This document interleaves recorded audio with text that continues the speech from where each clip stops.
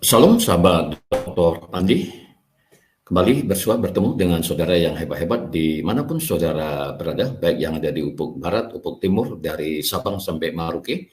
Demikian juga saudara-saudara yang ada di luar negeri, Malaysia, Singapura, Timor Leste, Taiwan, Hong Kong, Jepang, India, Australia, Eropa, Amerika Serikat, dan negara-negara lain yang tidak saya sebut satu persatu. May God bless you abundantly. First of all, I would like to welcome you all to the channel of Khotbah Pendeta on the program of special edition. Ya, selamat datang sahabat-sahabat di program edisi khusus ini. Hari ini kita masih membahas ya tentang polisi tembak polisi. Nah, ini sangat fenomenal, ya, bahkan dari kalangan awam sampai pejabat negara, bahkan presiden juga ya, turut memberikan perhatian terhadap kasus ini karena memang ada diduga kejanggalan-kejanggalan yang oleh para ahli, para pengamat. Nah, itu tidak bisa hanya sumbernya digali oleh satu sumber, tapi harus ada sumber yang lain. Nah, untuk itu, apa yang sudah dilakukan oleh keluarga dengan menunjuk advokat sebagai penasihat hukum keluarga dari almarhum Brigadir Joshua, saya pikir dari aspek hukumnya sudah tepat, ya. Dan ini tampil kembali hambanya, ya, ini advokat takut akan Tuhan, dan beliau ini sudah cukup kita kenal karena selama ini membela hambanya Bapak MKC, dan kali ini dia tampil membela keluarga daripada almarhum Brigadir Joshua, ya. Dan kita tahu ya bagaimana murkanya, marahnya Bapak Kamarudin sebagai penasihat hukum karena dia melihat ya ketidakadilan dalam hal ini, ya, khususnya dalam hal tembak menembak. Jadi kalau menurut versi advokat, ya itu tidak benar, ya itu opini sesat.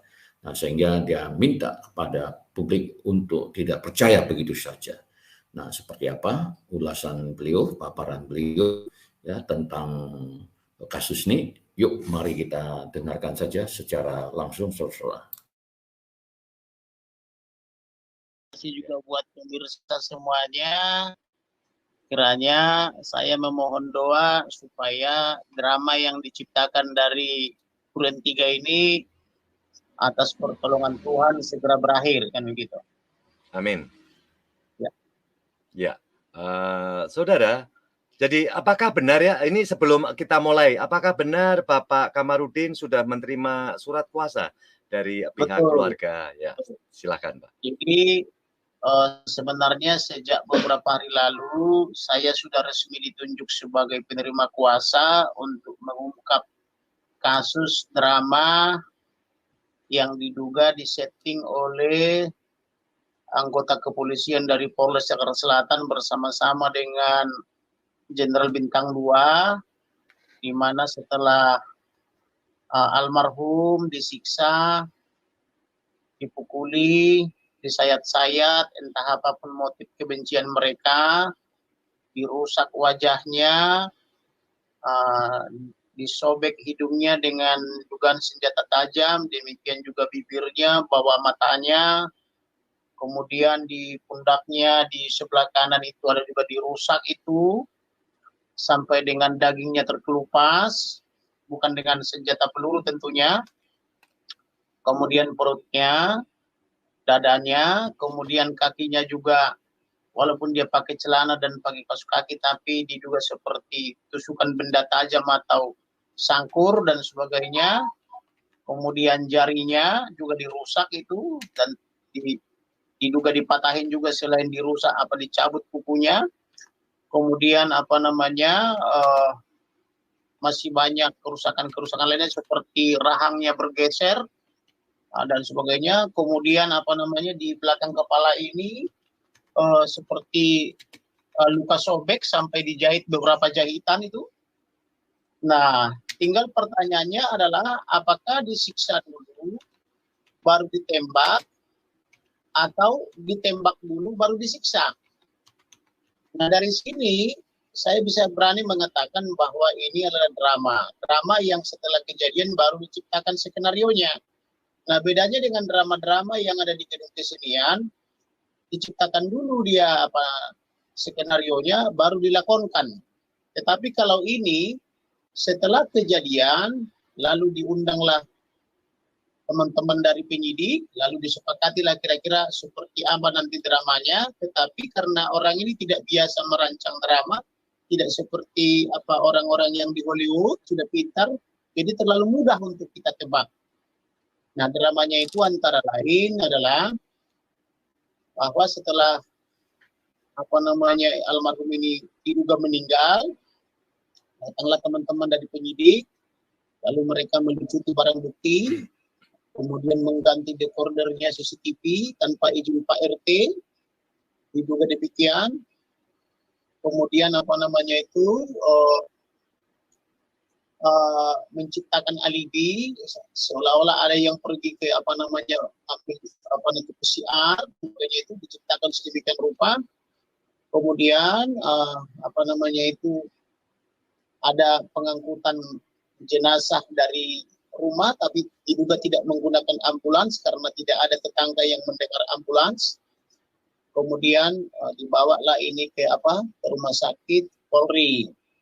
Nah, di rumah sakit Polri inilah dilakukan otopsi, kemudian visum repertum, kemudian pemeriksaan nasofaring untuk menguji apakah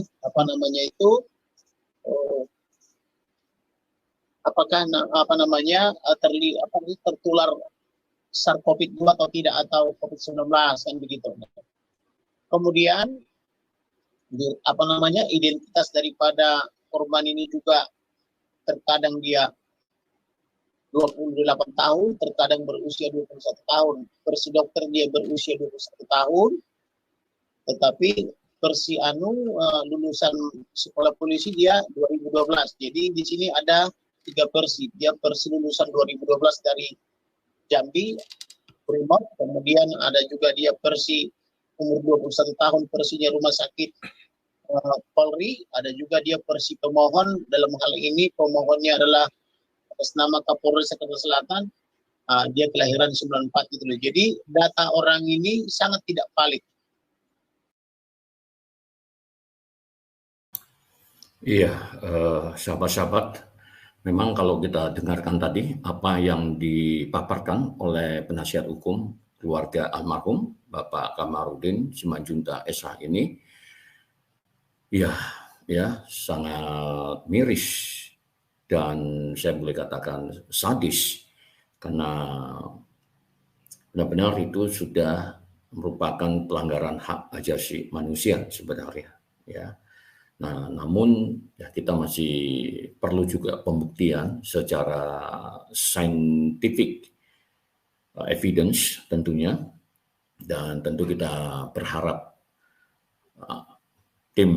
tim sus yang dibentuk oleh Kapolri ya, dalam kasus ini ya kita mendorong supaya mereka juga memanggil keluarga yang tentu nantinya akan diwakili oleh Pak Kamarudin sebagai penasihat hukum. Ya. Demikian juga nanti Komnas juga dalam investigasinya. Nah, kita berharap apa yang disampaikan oleh Pak Kamarudin ini juga bisa dijadikan masukan-masukan. Nah, sehingga dengan demikian, dengan pendekatan scientific criminology investigations, hal ini akan terungkap. Memang, saudara-saudara, kalau kita melihat kasus ini, ya sangat menarik, ya saya katakan sangat menarik karena ini membutuhkan kajian-kajian secara ilmiah, secara saintifik. Oleh karenanya maka dibutuhkan para ahli di sini. Jadi memang kita tidak bisa berasumsi atau beropini karena semuanya harus dibuktikan secara ilmiah. Karena saksi yang ada selama ini yang dimintai keterangan adalah ya, yaitu Ibu Putri dan si penembak ya, Barada E tadi itu, yang hanya 2 orang tentunya ya, tentu juga ya atasan, sebagai atasan yang dimana kejadian ini terjadi di rumahnya saya lupa ya. Nah, namun ya ini ya sebagaimana disampaikan oleh Menko Polhukam juga, ini tidak cukup ya kalau dijadikan sumber sepihak, oleh karenanya harus ada ya keterangan-keterangan dari sumber lainnya. Nah, oleh karenanya ya saya sepakat ya sebagaimana saya sampaikan di awal tadi itu, ya biarlah Pak Kamarudin tampil ya sebagai penasihat hukum keluarga supaya ini memberikan ya option ya keterangan-keterangan yang sudah dikumpulkan oleh pihak keluarga. Nah, ya kita berdoa supaya kasus ini cepat selesai dan dilakukan secara fair, secara objektif, ya, dan transparan tentunya. Itu doa kita sahabat-sahabat. Nah, bagaimana menurut pandangan saudara? Silakan saudara sampaikan pandangan saudara di kolom komentar. Ya, akhir kata saya mengucapkan God bless you all. Shalom. Tuhan Yesus memberkati.